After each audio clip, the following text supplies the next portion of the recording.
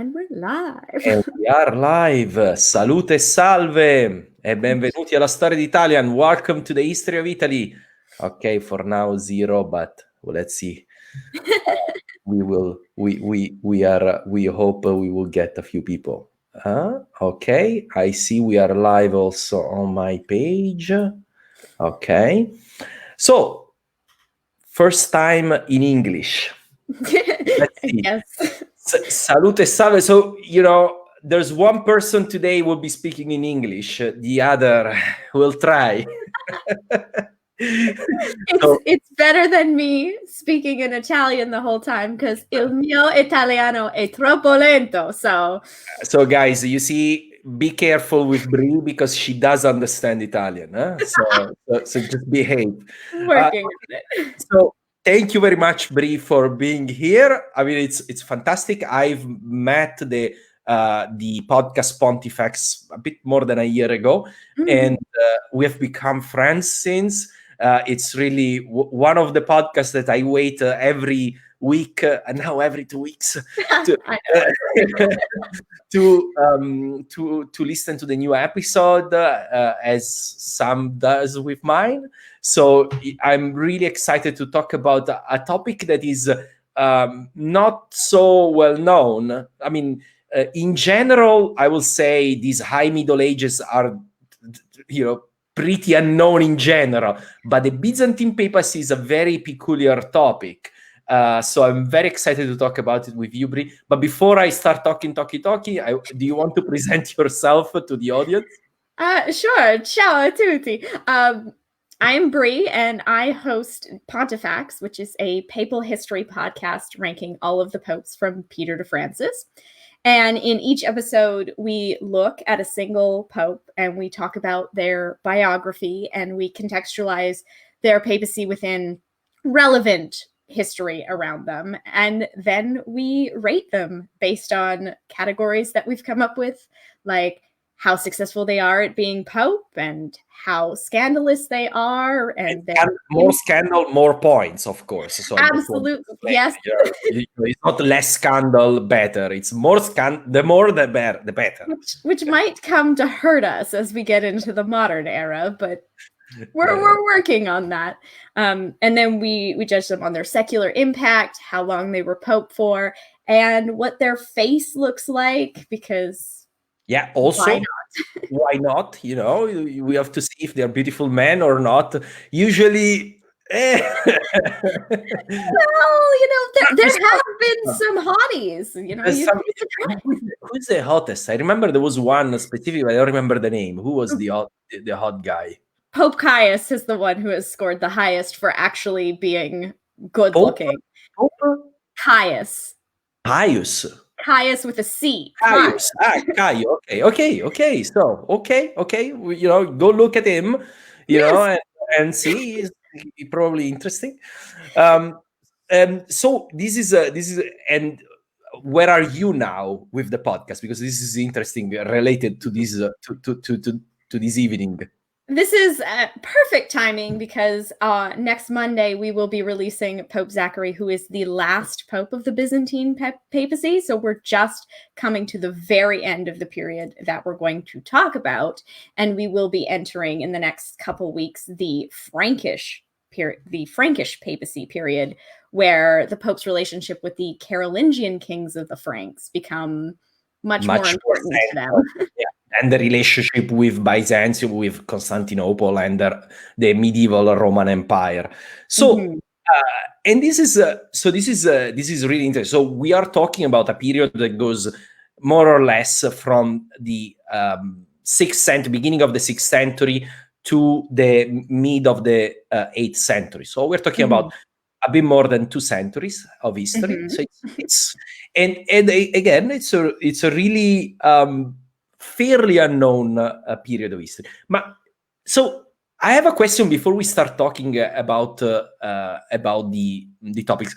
And before I make you a question, guys, you can make questions and we will be answering after I make a few questions. So if during our chat you have a curiosity, please write to us and we will answer it. Okay, so feel free to do that. So my first question is this one. So you come to papal history as a non-Catholic, okay? And I think Fry is kind of your co-host.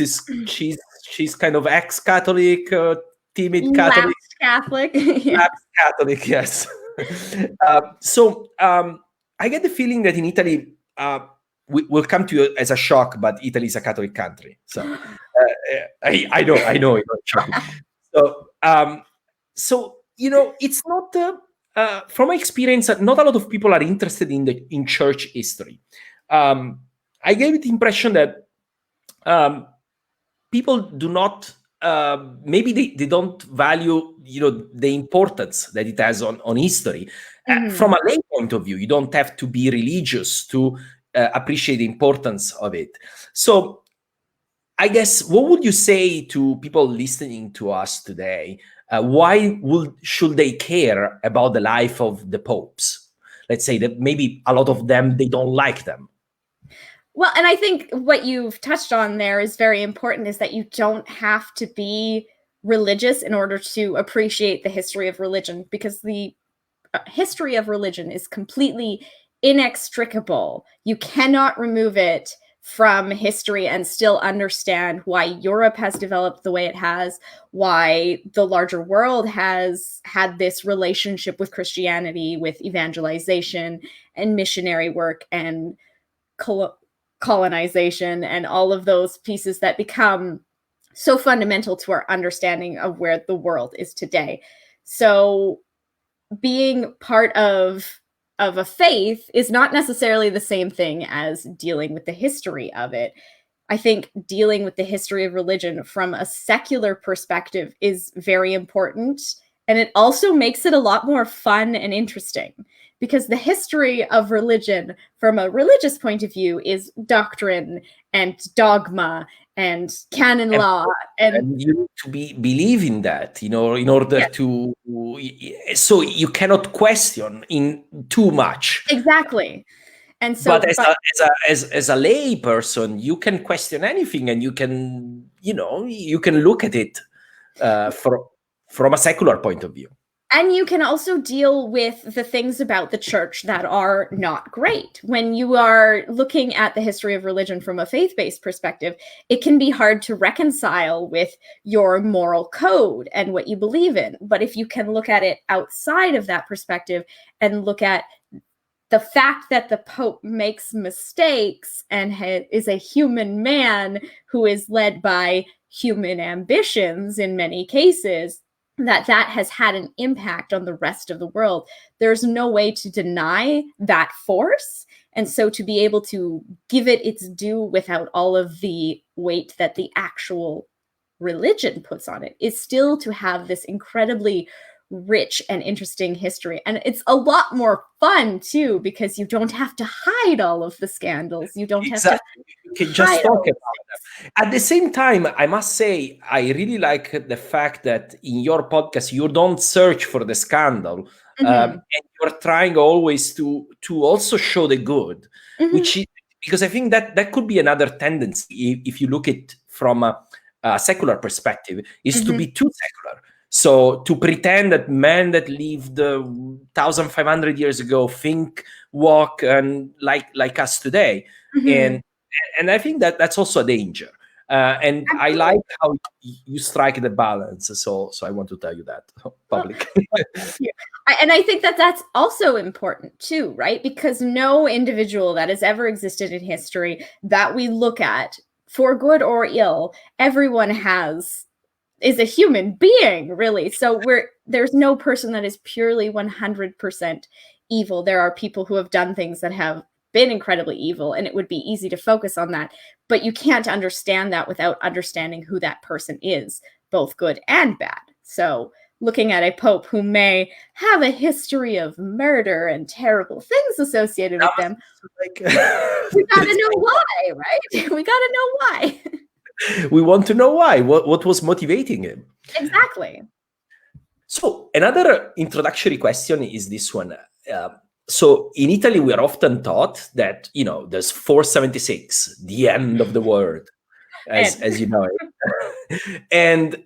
And at the end of, and after the fall of the Roman Empire, and we forget that there is another Roman Empire that is well alive, there's only one thing standing, and is the church. Usually the Catholic Church, we assume that is, and basically we assume that we kind of project the power of the current modern, I will say even medieval papacy, into the 5th, 6th, 7th century papacy.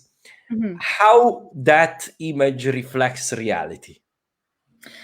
Well, I think that it's one of those situations where we dealing with this idea of the fall of Rome, and that everything just ends at the fall of Rome, 476. Has fallen. Yeah, just the fall of Rome. It's gone, everything's done. And then out of the rebel comes the church. But it's not exactly as accurate as all of that, because we do still have the Eastern Roman Empire and the Byzantines, and they are still, for a lot of this period, they are engaging with Italy in an entirely different way. And just because it's different doesn't mean it doesn't exist. There is quite a lot of influence at that time.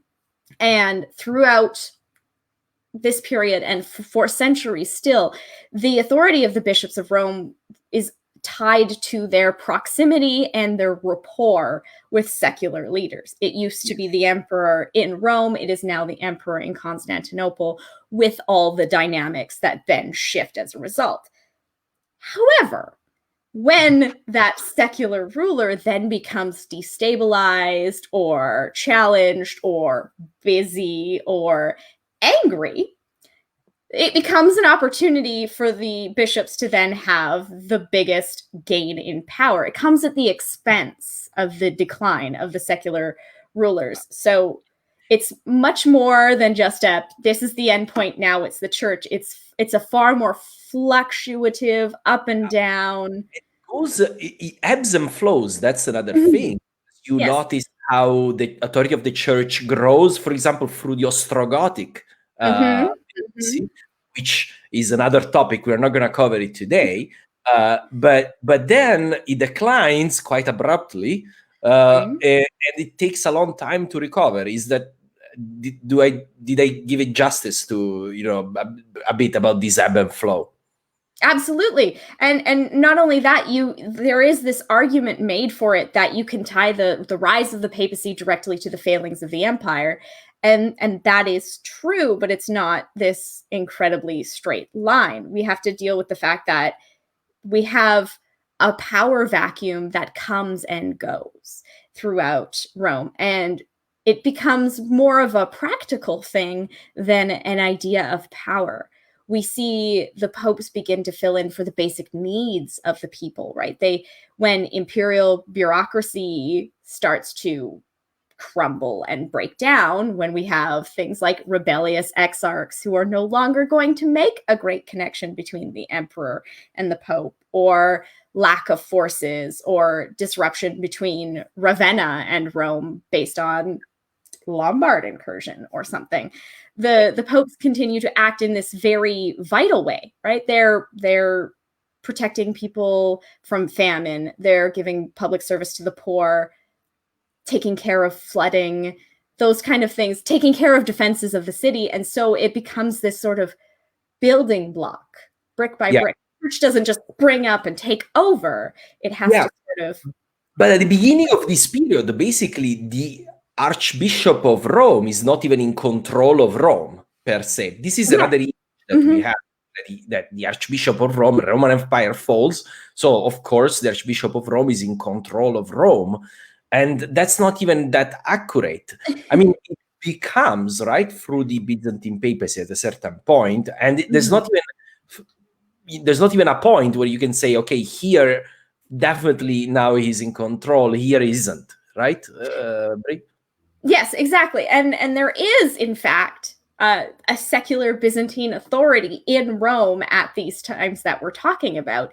It becomes this conversation of what the idea of power is versus the practical application. The only reason that the popes at this time start to gain in authority is that they're doing more for the people on a pastoral level, not that they are out there and fighting about which theology is right and what kings should be doing, because that's not really a discussion that we're having yet. There isn't really a papal moral judgment on the behaviors of the emperors so much during this time. But then you have this duke sitting in Rome who's not really doing that much. He's there to maintain control, but the Pope is then feeding people. Which one are you going to trust more? Over time, of course, the person that gives you food and is the pastor of the souls, etc., becomes the head of the city. Also, because the Senate at a certain point disappears because the war, the Greco-Gothic War. So you have basically the Senate that is decimated. So that was also another big source of secular authority in Rome. And then it's supplanted by basically military leaders. Like the first is Narses, and I'm pretty sure when Narses was there, he was calling the shots. And it certainly seems that way, but he was very unpopular as a result of that. So yeah, exactly, right. So he gets recalled because the Narses, for people who don't know, is the guy that is the eunuch general that conquers Italy for Justinian, finally finishes the job. He sets shops in Rome on the Palatine, if I'm not mistaken. And then he gets very unpopular because the Byzantine authority also is unpopular, clearly, and so he gets recalled. And then over time, the authority, the secular authority, becomes the authority in Ravenna. So you have this bipolar division of Byzantine Italy between Rome and Ravenna, the two main points. There are not the only ones, but they are definitely the most important ones. I guess we kind of touched on this point. The next question was, how was organized Rome during the Byzantine papacy? I don't know. Is there anything else that we can talk about? Maybe also talk about the relationship between Rome, the ducal area, and the exarchs and the Lombards. I guess this is important, to understand how Italy is shaped during these 2 centuries. Absolutely. And this is important too. We need to start, I think, with the Ostrogoths as well. We can't count them out yet because at the beginning of the Byzantine papacy, they are also present. So the way that Italy is functioning as a whole is constantly in flux, because we have the exarch, who is the arm of the emperor. He is the official administrator of Italy as a whole. That is his job. He is supposed to represent Italy for the whole of the empire.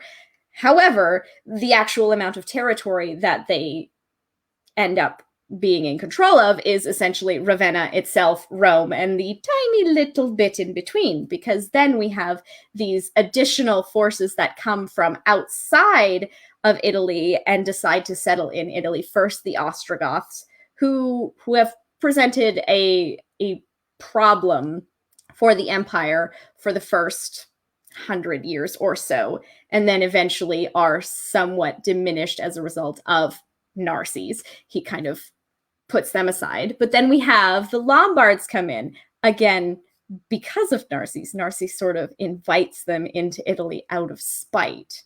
Not that they weren't already sort of there, but he sort of makes it like, hey, this is some land and it's free for the taking because I'm not going to stop you.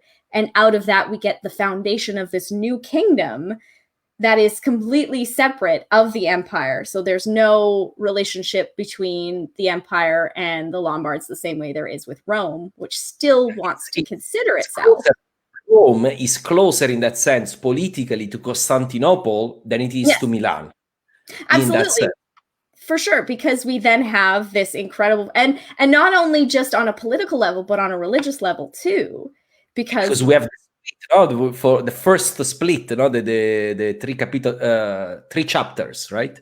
That too, but even before that, when the Lombards start coming into Italy and they start actually taking territory, they are Arian Christians.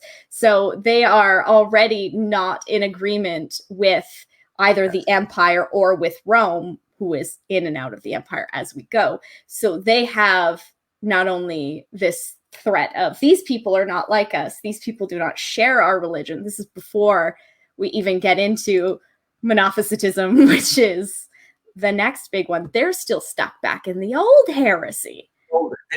Basically, they are stuck at Nicaea, let's say. Yes. the Nicaea. So Nicaea, the first council, the first, of course, ecumenical council, and so we have the Lombards. They are Arians. They are also pagans. So it's kind of a mixture, which is even worse from the point of view of the church, obviously. And then, I was talking about these 3 chapters because it's interesting because it's kind of intertwined with Justinian story and how that has ripples effects on also the status of the church, right? During the Vigilius papacy. Well, and I think that also, the 3 chapters represent something that I'll touch on briefly, and then we'll get into what the actual heresies are and how it affects. But the 3 chapters is a perfect example of something that characterizes the entire Byzantine papacy, which is a time where the emperors start fancying themselves as theologians. And they, probably based on the fact that we have a rise of influence of the Patriarch of Constantinople, who is becoming more influential because of the proximity to the emperor. But then we have the emperor, by proximity of the patriarch, going, I can write what theology should be. So they suddenly take on this very strong, I shouldn't say suddenly, but they take on a very strong initiative that they, as emperors, should be the one to write edicts about religion and tell people what they should be believing. And then the Pope and the Patriarch should then come in line with the judgment of the emperor rather than the other way around. So this is most prevalent in the 3 chapters, which in itself should not be a controversy. It's somewhat an effort to reconcile an old controversy, which is Monophysitism. So it might be good if we go through kind of Monophysitism into the 3 chapters, because Monophysitism, again, arose in the 5th century and is a Christological argument about the divine and human nature of Christ. So Monophysites believe that Christ only has one nature and that it is divine, whereas the Western Christians, well, Nestorians, let's do Nestorians. I understood it like this. So on one end, you have the Monophysites, and on the other end, you have the Nestorians. And kind of the Orthodox Church is kind of in the middle, but a bit, I would say, a bit more on the Nestorian side than on the. I think if a theologian heard me, he will shoot me. But my impression is a little bit more on the Nestorian side. But so Monophysites, one nature, only divine. Nestorians, 2 separate natures that have nothing to do with one another. The Western Orthodox Christianity lands somewhere in the middle where they exist together, but they're not combined. So, so based on that argument, the 3 chapters comes out of that because Justinian wants to reconcile Monophysites and the Western Orthodox view. And so what he does is he pulls up 3 dead theologians, no longer alive, so it's no longer, in his view, it's not going to be controversial, that write viewpoints that are Nestorian or close enough to Nestorian. They seem to indicate 2 separate wills, whether overtly or more subtly. And so he decides, let's condemn these men and bring an end to this, because that's something the Monophysites and the Western Orthodox will agree on. And that turns out to absolutely not be the case. They do not agree on this at all, particularly because to the Western Orthodox Christians and the Pope, there is no overt condemnation of Monophysitism, which the one nature is still wrong to them. So even if they agree with the Monophysites about these particular writers, there is no balance to this. And this becomes a huge, huge controversy because the first pope who has to deal with Justinian in this is Pope Vigilius. And Vigilius is a mess. he handles this in the worst possible way, because he agrees to condemn these edicts. He's like, great, this is fine. I will condemn them and we will be fine. And that goes incredibly, incredibly poorly for him in Rome, where everyone's going, hey, wait a second, this makes no sense. So he then retracts the condemnation with permission from Justinian, as long as he secretly agreed to condemn them later. Which, of course, he doesn't. Which he does not. And this leads to him being dragged out of a church by his beard. And he demolishes one altar. I remember this scene is fantastic. I can imagine the Pope hugging the altar. He's literally, they're grabbing onto him everywhere that they can reach. And they are dragging the Pope, kicking and screaming, out of this building, which has now a broken column. So it may be falling apart. We don't know. He's then hauled off to Constantinople, and he has to capitulate to Justinian. And I think this is the beginning, really, of the Byzantine papacy. Absolutely. So we have defined that now the papacy, a pope can be dragged around. And right after that, we have the confirmation. So let's talk about the Byzantine. Sorry, I went in too many details, too fast probably. But let's talk this now in general about the Byzantine papacy and what it is, why we call it like that. We have introduced, I think, a few concepts so that the people that are listening to us can understand. So we're talking about between the 6th and the 8th century, but can you give us the characteristics of the Byzantine papacy? So like you said, 6th to 8th century, we go from Pope Vigilius all the way to Pope Zachary, beginning with the influence, of course, of Emperor Justinian. And this marks a period where we have a bunch of different characteristics. And the first being the emperor has a huge influence over the Pope, to the point where he, in many cases, decides who will be Pope next. The Pope is, in many cases during the Byzantine papacy, appointed by the emperor. Ambassador often is the ambassador of the papacy to Constantinople. It happens many, many times. Which makes absolute sense from the perspective of the emperor, because this representative of the Pope to the emperor, called the apocrisiary, is the one that he would have the most Eastern influence over. Exactly. He can influence him. He can, and generally speaking as well, this is another point on that, if you are the papal apocrisiarius, you likely are somebody who is familiar with Greek and exposed to Greek culture. So you're already more likely to lean the emperor's way, perhaps. So this is somebody that he wants to be in power. The other aspect of that, if the emperor is not choosing the Pope directly, they still require that the Pope be confirmed by them. So an election can happen for a Pope, and that election can be free, but that Pope is not officially consecrated as Pope until the emperor says, I approve of this choice. And that changes a huge dynamic.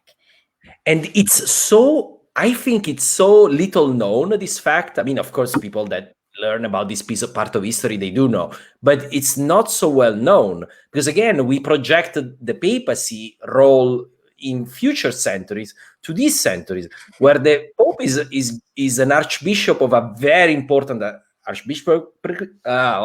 Anyway, and sorry, too difficult word in English. Archbishopry?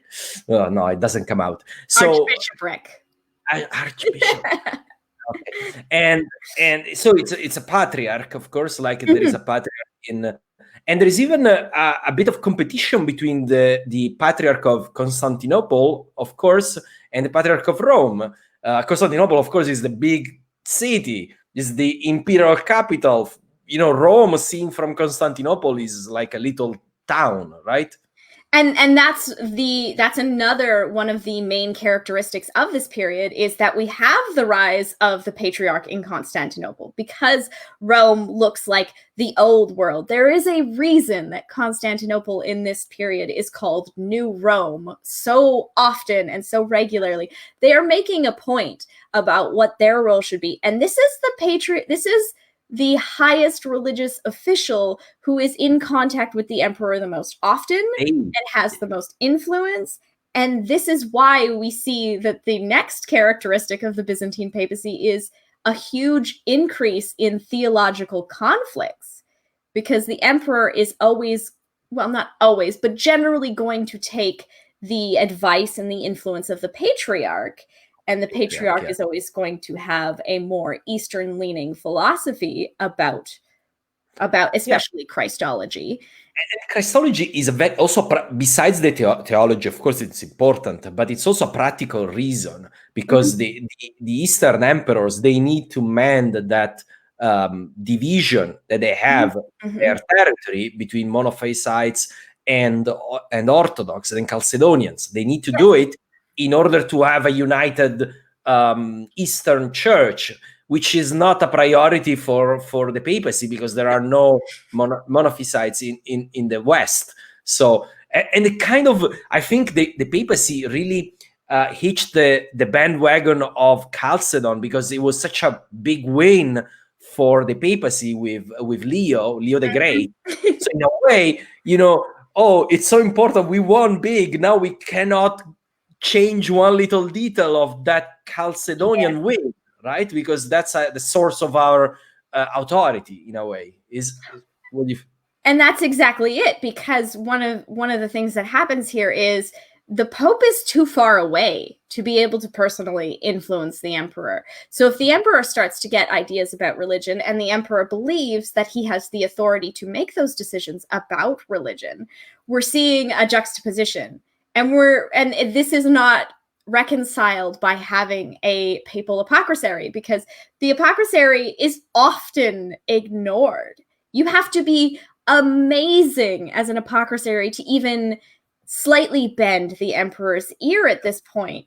And even Gregory the Great, who was such a substantial figure in the church and is one of the only popes to have that epithet of the Great, even then, when he was an apocrisiary, he was ignored for months and months and months about something fairly critical to the papacy. So we have this divide where we have the Pope, who already sees every threat to his authority, and he has to find the best way to hang on to it. And the best way to hang on to it is to cling to Pope Leo. Yeah, Leo and Chalcedon, because that's the best way to hang on authority, which is under threat everywhere. In a way, it's very interesting. And even seems miraculous that the authority of the Pope came out of this period on such a high standing, because you have several times, for example, also you mentioned the Patriarch of Constantinople wants to be called ecumenical patriarch. Yes. Just to say, we're all patriarch, but I'm a bit more patriarch than everyone. That's what ecumenical means. Ecumenical is everyone. And today, the Patriarch of Constantinople, after the Great Schism in the 11th century, is called the Ecumenical Patriarch. So they never forgot about this. So you have the authority of the Pope challenged from the Emperor, challenged from the Ecumenical Patriarch, and you have it also challenged by constantly. You have Aquileia in schism for a very long time. Ravenna every now and then tries to say, well, I really would like to be my own thing, thank you. Which is the same thing when you think about it. Ravenna only wants to be wants to be autocephalous, wants to be separate from Rome is because they've watched Constantinople do it. They're like, hey, you have the emperor and you're getting away with this. We have the exarch. We should be getting away with this too. It's the exact same argument, just on a smaller scale. Exactly. So in a much smaller, and that's why it fails eventually, also because Ravenna and the exarch power declines. But in general, I could see a timeline, a parallel timeline where things go differently. And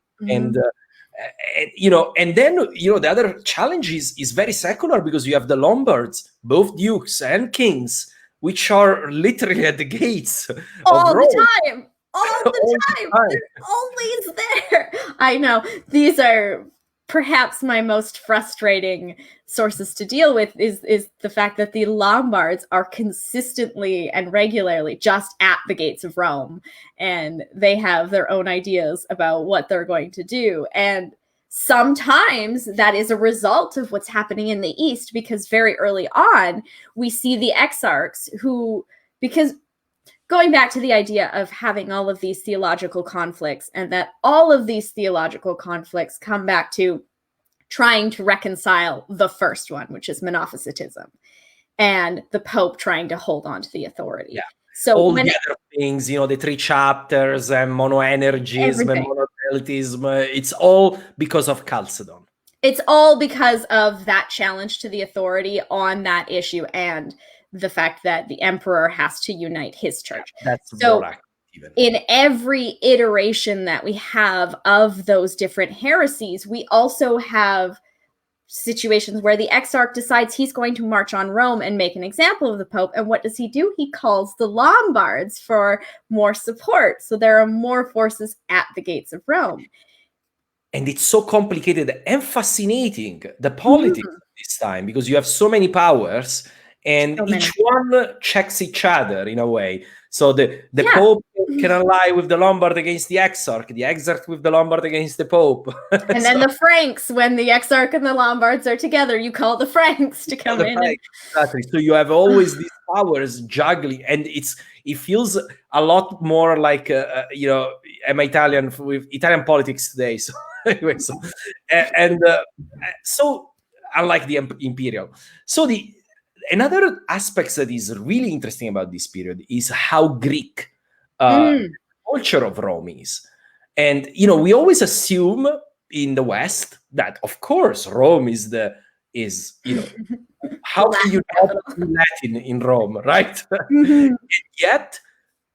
And yet, things are a bit different, right, Brie? Very, very. We have almost predominantly Greek-speaking or Greek-speaking popes, or popes who were originally born in the more Eastern-style countries, cities, areas. Yeah, Syria, but maybe they're Greek speakers from Syria, or even Calabria, I remember, from South Italy, but, like Sicily. Yeah. And this is I remember you made this example of English bishop. I don't remember the exact case, that visited Rome, and he could not understand. There was a trial about him, and he could not understand the trial because he spoke Latin, the English, and everybody in the Curia in Rome spoke Greek. Yes, I felt so bad for him. And it is a perfect symptom of this Byzantine papacy and the influence of the emperor, right? If you think about, well, there's a number of reasons, but the first one is that, again, most of these popes are appointed by the emperor. So they were papal apocrisaries. So they were the people who spoke Greek and were more effective at that job. So if you were a Greek cleric, you were more likely to want to show your skills, and then you might have a chance to go to Constantinople. Yeah, exactly. It's a huge promotion to be, and then it could lead all the way to Pope. And then, of course, because there's so many communications going back and forth during the controversy, we have people resettling.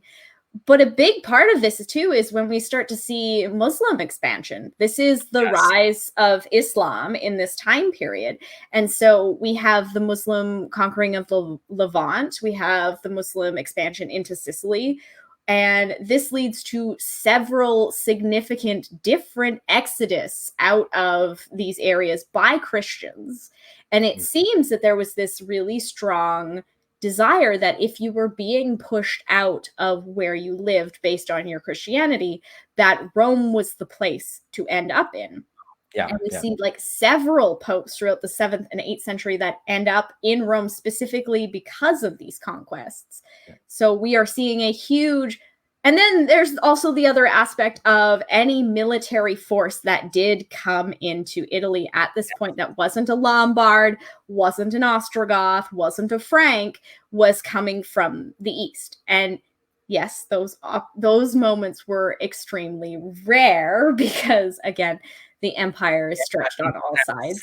Really, this was really like the least important. It's in a way, it's amazing that they held on it, but it was they were fighting for their own lives in Constantinople at this time, and it's incredible that Italy remained Byzantine for as long as it did.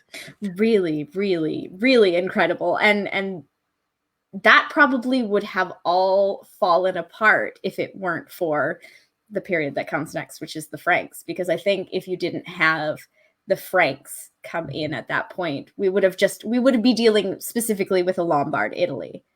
Yeah, so. And we will become, and this is something, this is a bone that a lot of Italians have to pick with the church, where they like history. Is like, you always make it impossible for a united Italy to appear. And that is, I think, fair comment. Yeah. Yes, it was not in the interest of the papacy to have no.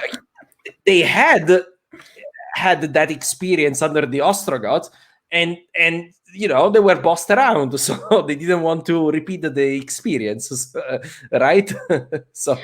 And that's exactly it. If the rest of Italy had come together, we wouldn't be looking at the history of the popes as an institution of power. I think it would probably, with a united Italy, and I imagine, let's do this fantasy history. You would have had the Lombard king, which with a strong sway on the Bishop of Rome. Yes. At that point, I don't think that, for example, in Gaul, in Francia, they would have continued to listen to the Pope. They would have elected a patriarch for the kingdom of the Franks. Absolutely. They would have not been the papacy per se, but they would be a powerful bishop in each of the main kingdoms. Yeah. That's my guess. You never know. I agree. I think that's incredibly accurate, because I think like you said, the idea of a pope would sort of dissipate. There would be no motivation for anybody to listen to the Pope, especially when we look at someone. I'm skipping ahead here, but if we were looking at someone like Pepin the Short and his need for the Pope to verify and validate his ambitions, why would he be interested in the bishop of the Lombards? Like, there would be none of that legacy or that idea of moral authority that becomes very important after the Byzantine papacy. Because let's explain. I think many people know, but let's explain. Of course, the kingdom of the Franks was ruled by the Merovingians at that was founded at the beginning of their kingdom. But over time, in the 8th century, you have the master of the palace, which are the more powerful than the kings, but they cannot be kings like the like in Lord of the Rings. Denethor cannot become a king. That's, I think, it comes straight from that. But, and so the only way for Denethor to become a king is for a pope that doesn't exist in Middle Earth, so that's why he never became king, to be made king. That's the only way. Otherwise, you'll always have to wait for an Aragorn. So that's a kind of in a nutshell. And this is really the end of the Byzantine papacy, because at that point in the 8th century, the power of Byzantium has waned for several reasons. They basically under siege in 717 from the Arabs. The power nearly has declined. Pope looks any day now, Rome will be conquered by the Lombards, so the Pope calls in. But it's an agreement, with the Franks, basically. Well, and that's a symptom of the another characteristic of the Byzantine papacy is that despite the fact that the emperor has an incredible amount of influence over who is going to become pope and puts all this pressure on the pope to meet their religious standards, in every other way, Italy is not a priority of this empire any longer. It is an area that is constantly under siege. It is a waste of resources. They have no real need for it, other than the fact that the Pope has held on to this level of authority. Italy becomes, I would like to argue that Italy in the empire becomes somewhat of an ego project. You have it because it has that legacy, but it doesn't actually serve Rome and Ravenna. You know, it's exactly. Rome. It's the Roman Empire. We are holding on to Rome. Yes. And Ravenna, the last capital of the Western Roman Empire. And it's such a prestige. Exactly. And so they don't prioritize anything but that level of prestige. So on the ground, if we have Rome and Italy in famine, if we have Rome and Italy in natural disasters, or even if we have an outside secular threat like the Lombards or the Franks or the Ostrogoths or the Muslims, it's just not worth putting the energy and the effort into. And that's why we see this period come to an end. Like you said, the Pope is looking, and any day they're going to be conquered by the Lombards. And the person that they constantly go to help for, the person they've tried to be loyal to, the Eastern Emperor, is ignoring all of their needs or saying, we have not enough resources to send you anything, figure it out. This is a big problem. Yeah. So let's see. I have another question. So there's a lot of popes in this period. Which one is your favorite? Doesn't have to be the best. And which one you think is the most disastrous for or the worst, for the church history? Well, my favorite pope of the entire Byzantine papacy is Pope Honorius. And this is an ironic answer because you could also argue that he has done the most damage. That is not my answer for most damage, but you could make that argument. And that is because for the time that Honorius was pope, he did an excellent, excellent job. He was the Pope of the people of Rome, and he did all of those things that made the people of Rome trust in the authority of the Pope, because he was rebuilding Rome. He was providing water to Rome and like basic necessities that hadn't been seen in Rome for a very long time. So he was making Rome viable as a city that could still function and thrive and not just limp on in starvation and what. So he is the kind of Pope that is the reason that people in Rome followed the Pope as their main authority. However, because he is the first Pope to comment on monothelitism, which is basically Monophysitism 2.0, just changing the word nature to will, he is the first person that this argument is presented to. And at the time where he receives a very compelling letter trying to make this argument, he goes, well, that seems to make sense. And because he said, well, that seems to make sense, after his death, he was anathematized as a heretic for encouraging or defiling the seat of Peter with heresy because he allegedly, potentially encouraged monothelitism. And that has a 1,000-year legacy where when we deal with issues of papal infallibility and how the Pope can never be wrong, they look back to the 19th century. We're talking about the Vatican Council #1, right? So we're talking about in the 19th century, they were using this example to argue against infallibility because they said there has been one heretical pope recognized by the Orthodox Church. Yes. So the Pope cannot be infallible because one has has done an error. And has been excommunicated for it. And that becomes something that becomes very hard for them to overlook. And one can make the argument that the conclusion that they come to requires a lot of mental gymnastics to get there, because they have to work all the way around him. Not really, agree. He was more like, interesting. Yeah, well, he didn't say this as an official edict, so he wasn't speaking ex cathedra, so it doesn't count. It doesn't count because it wasn't ex cathedra, something like that. Exactly. And what about the worst? So if I had to make an argument for the Pope who made the most damage, it would have to be Pope Vigilius, because this is a man, and that he's like, there is a reason that the Byzantine papacy period of the emperors having so much influence over the popes is designated as his papacy, because up until that point, we were still riding on the high from Pope Leo. And there was a prestige and an honor and an authority about the popes. And then you get this man who can't make up his own mind about where the theological line is, which is very damaging in itself. The Pope doesn't actually know the right theology. And then you have a Pope who, again, we have this incredible legacy of popes up until this point where the first 20 or more were martyred.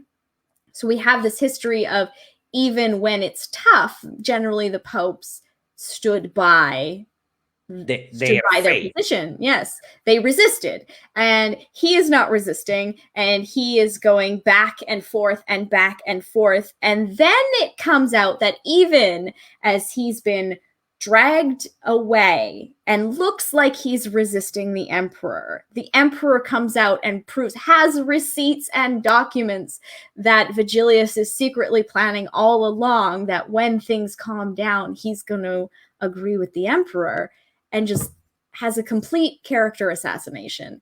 And this just completely destroys the prestige of the papacy. Saying, like Justinian says, not against the chair, but against whom he sits on it. But anyway, the damage. And it's ironic in a certain way that Justinian and Justin, they came to power because they were the champions of Chalcedon and of the authority of the popes. The first thing they do, they are so happy about the Pope visiting them, and it's so ironic that starting from there, then it's Justinian himself that really crushes the authority of the papacy. And we haven't even talked yet. Like, this is the big thing about Vigilius, is he's completely destroyed the prestige of the papacy. But we have also not even began to talk about the fact that he was a horrible person who, through his own ambitions, led to the deposition and death of his predecessor.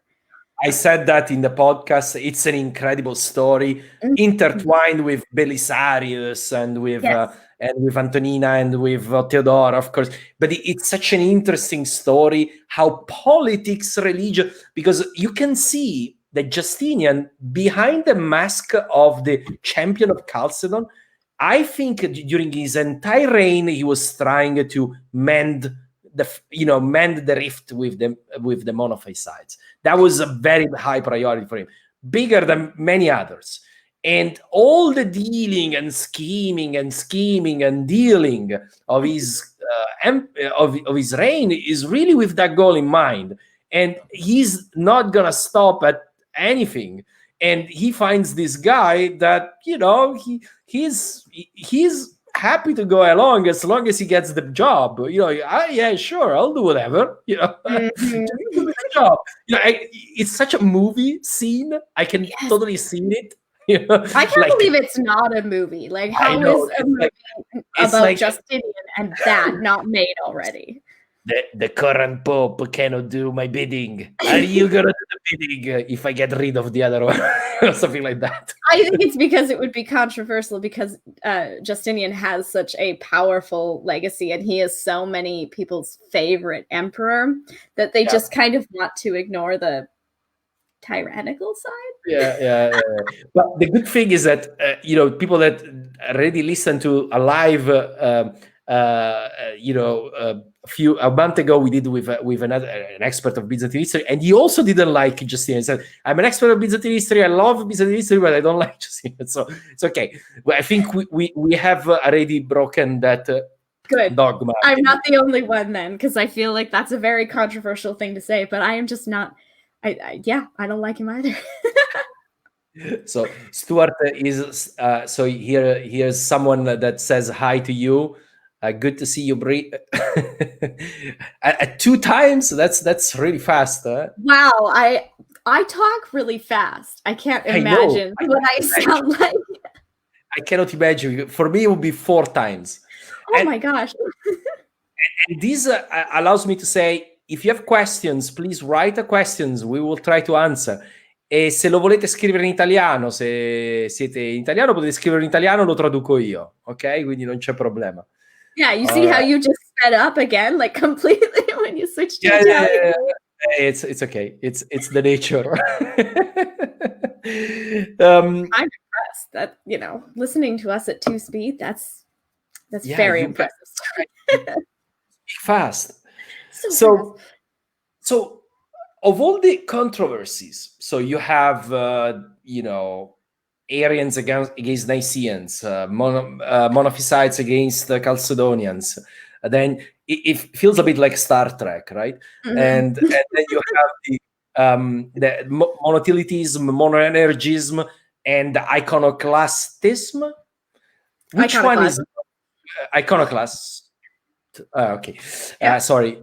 Controversia sull'iconoclastia. Sorry. Yeah. So which one is your favorite one? Ooh, I think that the 3 chapters is very interesting because we get the story of Pope Vigilius out of it. And because he is so terrible as a human and as a pope, that is one of the favorite things that I've covered so far. But if I had to think of like favorite controversy, I would have to say iconoclasm, because to me, it has the most validity. And this is not, I am, again, not a religious person myself. So the idea of the manifestations of Christology is not compelling to me. I understand why it is compelling to a pope, again, for authority, and why it is compelling to people who genuinely struggled with this question. But to me, it's not compelling. It just becomes that dogma, doctrine, whatever sort of thing. But iconoclasm, they have a point. If we look at the early history of the church, if we look at the first popes, almost all of them, the biggest thing that they had going for them in the early church, from Peter to Linus onwards, was destroying idolatry. And this becomes this is a fundamental 10 commandments type moment for the church. And yet, like, there is no way to deny that the Catholic Church has one of the grandest and most elaborate legacy of religious images and icon making. And I am very convinced by the argument that they make about how that could very easily slip into idolatry. And it's in a way, I can tell you, for example, in a small village in my region, in Abruzzo, you have a festival where they bring the statue of San Domenico in a procession with snakes all around it. Live snakes, big snakes. It's fantastic. By the way, Cocullo in May, please go see it. It's just amazing. Anyways, so, and you take that statue of a saint and it's you put the statue of a pagan god, and and by the way, the people that lived there, they actually worshipped snakes in snake goddess. So it's obvious, the connection. But in a way, this is Christianity. When we talk a lot about how Christianity changed the Roman Empire, but we should talk a lot about how the Roman Empire changed Christianity. Absolutely. It was inevitable. and the Christianity comes from, originally is a revelation religion typical of the tradition of the Middle East. But when it gets in contact with Greek Roman culture, of course it gets something from it, and it cannot be complete idolatry, but the icons are close to it in concept.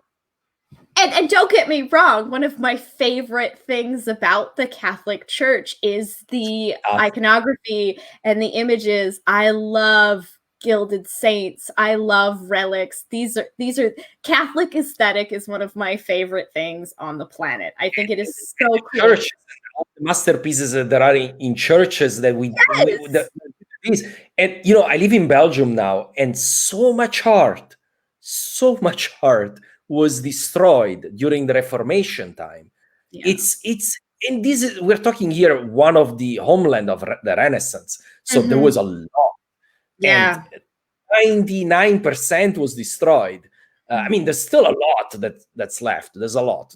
And you can come to Belgium, there's a lot of masterpieces, but there was so much more.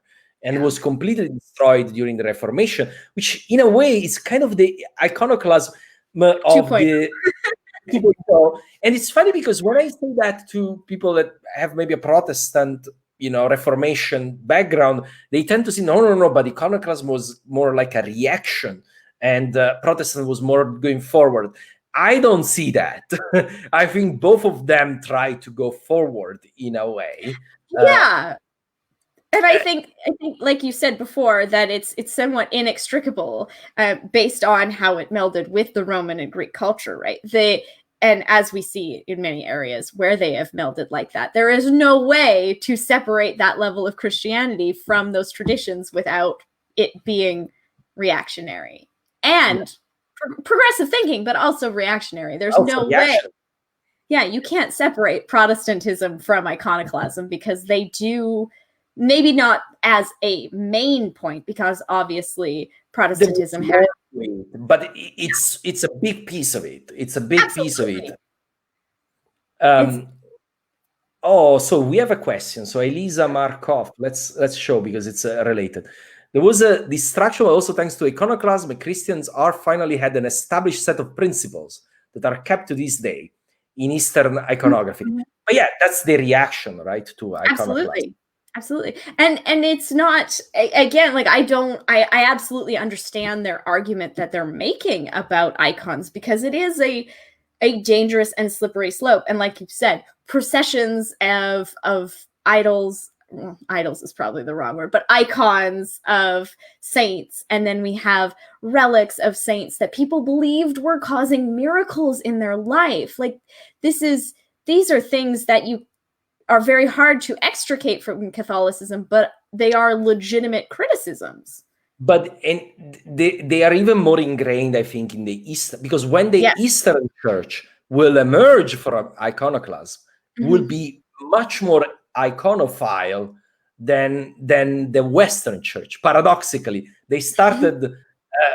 So in the Greek Orthodox now, it's even stronger, that relationship with the icons. In a much more standardized way, I think, is standardized. The point that Elisa was making, it's correct. There is actually really rules of how to make icons. You can't make icons the way you want. Unlike a painting in a Catholic church, you can theoretically make it the way you want it.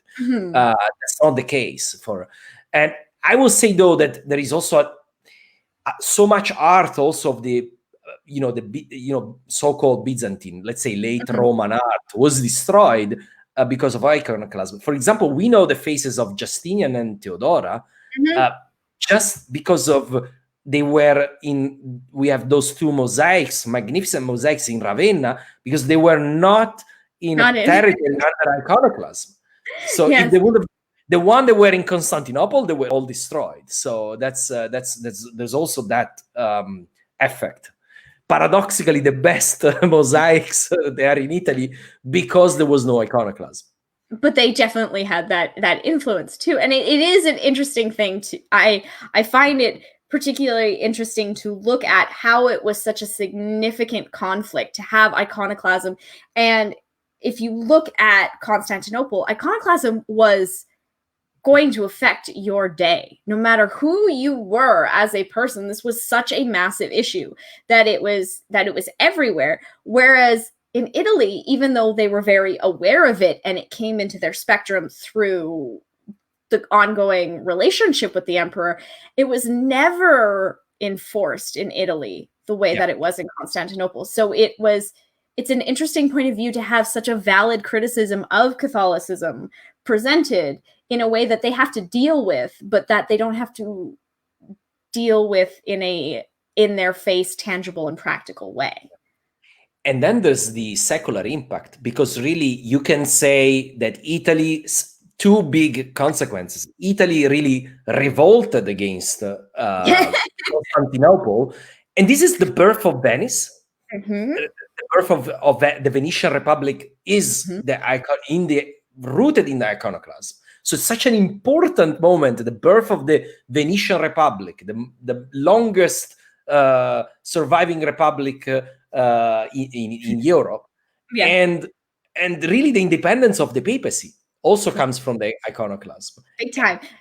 And we see them doubling down in such a big way, right? We always joke on our show, it's become a common catchphrase to say, how you feel about them lambs? Because the lamb, you put the lamb, and the lamb. And I loved in the last episode you said about the lamb being in the mass today. L'agnello di Dio che sorry, Agnus Dei. I know it. I knew it in Italian. I haven't been in a mass in a long time. So, che toglie i peccati dal mondo. Okay, yes, the Lamb of God that takes away, and they put the lamb there because the Byzantines were against the lamb representation of Jesus, right?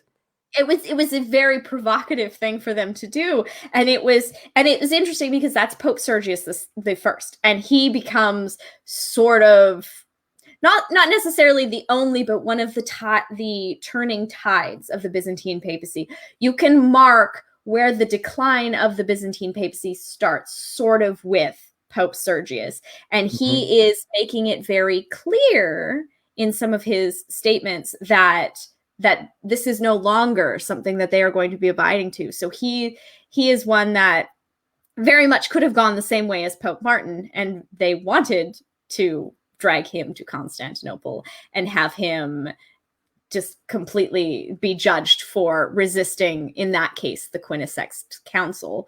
But he's just doubled down, and he's like, no, look, we're not about iconoclasm. We're not about your authority. And now we're going to make a stand, and that is going to embolden and bolster that return or growth of the papal authority as we move forward.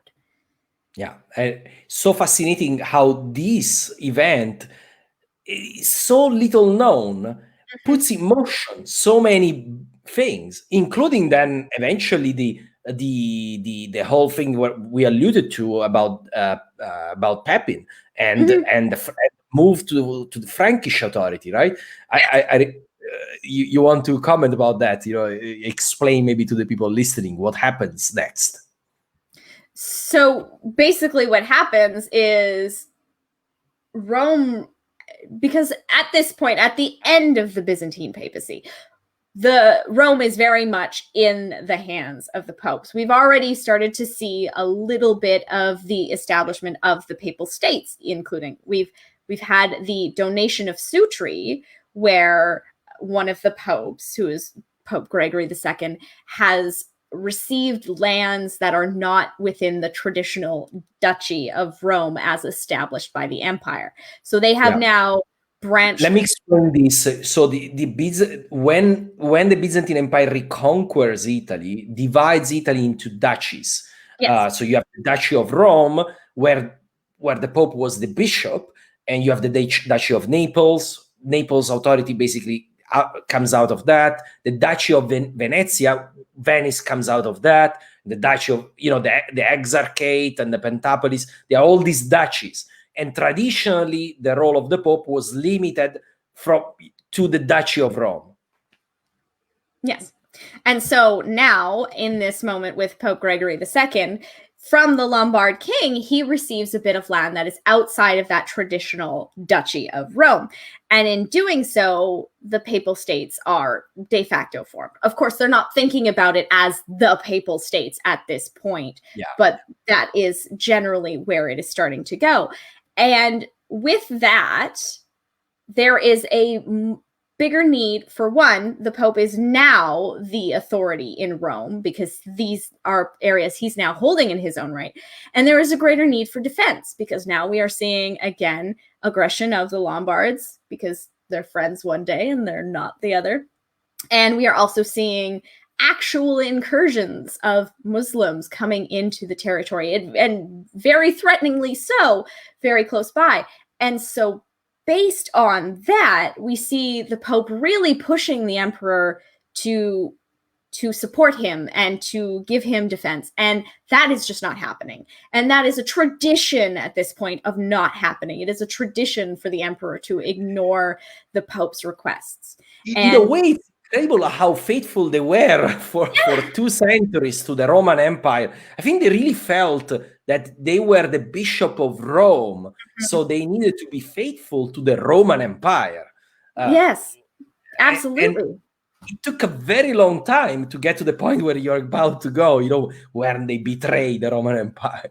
Well, and by the time that they're writing to Charles Martel, going a little bit further back than Pepin, by the time they're writing to Charles Martel, they are desperate. They are absolutely desperate. There are Lombards at the gate of Rome, and it is about to be a sack of Rome situation, and they are absolutely desperate, and they're hearing nothing from the emperor. So when Charles Martel kind of, sort of, a little bit answers them and gives some support, they're like, great, someone is going to help us. And that establishes a relationship that then someone like Pepin, who sees an opportunity to be the power both in name and in fact, that he can use the religion to say, if the Pope agrees with what I'm doing, then I must be backed by God. And this becomes that association of the Pope being the moral authority of the leaders. Because if the Pope agrees that you have a legitimate right to rule, you now have an incredible platform in which to be a king, a real king. Now, finally, Denethor can become Aragorn. Exactly. Yes. So and here, I think this is a very interesting question from Francesca. I mean, it's a comment, right, and a question, because this is the time when we have the change of protector from Byzantine to Franks. And says, so Byzantine, Franks, and France historically in some way protected or influenced the papacy for centuries. Who is keeping this torch baton now? If indeed we still have something like that. Well, we could say in the modern period that starts with Mussolini and the creation of the Papal States, because it becomes not Vatican City. It becomes sort of a very segmented, very separate thing in which can be defended. But I think that the better answer to that question would be the Swiss Guard, because even though it is not a nation or it doesn't have the same rollout force that we would be looking at for something like an entire nation to support and defend the Pope, the Swiss Guard they actually have the longest standing legacy of defending and protecting the Pope. It's just it looks much smaller now. In a physical way, yeah. In a theological way, I don't know if we can make a parallel. I don't think so, because really, you can tell, you can say France up until 1870 and the fall of Napoleon III was the protector of the church and was still protecting the church, France, up until that point. But after that, it's hard to say there is one secular power that is, nation that is protecting the church. It's not the United States, because the United States is not, there are a lot of Catholics, but it's definitely not a Catholic country. It's funny for me to watch it become more closer to Catholicism than they have ever been, But yes, remember when Francis visited and the speaker of the Senate, I think, was almost crying because the Pope was there, and this would have never happened 50 years earlier. Yeah, true. But I don't think they have that role, and I don't think any European country has that role today, or the European Union. They're very secular. So I think they're really on their own. What do you think, Brie? I mean, we could argue that the Pope is the only person defending that on such a theological level, and he's doing. I mean, it's kind of a lazy answer, perhaps, but it's true that now, if we're looking for someone to really set the stage, the Pope doesn't really have to rely on people in the same way that he would have, even at when we look at the Pope, when we look at the height of the papal power is, let's say late medieval ages, early Renaissance, early modern period as being incredibly powerful. They still relied on kings to be their backing force or to have their own armies. And I don't know. I think the Pope is so well established now that there isn't such a need for it. Yeah, maybe. Yeah, I agree. So I have one last question for you, Brie, and it is a weird question. Okay. So you have a building, you're a typical scene, and you have an exarch and a Lombard king. Which one do you throw from the tower? Oh, the Lombard king. I will throw. Oh, Lombard. I will. So you really don't like these Lombard kings? Well, I'll explain that answer too, because I think that there are the exarchs are just as problematic for the popes during the Byzantine papacy as the Lombards are. However, the exarchs are less successful as a general rule. If you look at, yes, we have Pope Martin, who was dragged away. Yeah. Shipped. Let's say this story because it's interesting. I don't think many will know it. Yeah, and we do have. So we have Pope Martin, who resisted the emperor, and so he's dragged away literally to Constantinople, where he is set on trial. He is condemned to death.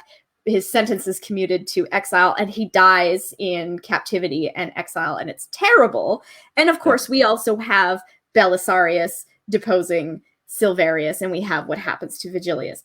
However, if you compare that to how many times exarchs were sent to assassinate the Pope and fail, and often fail, they either fail because of miracles, or they fail because the people of Rome will tear them limb from limb.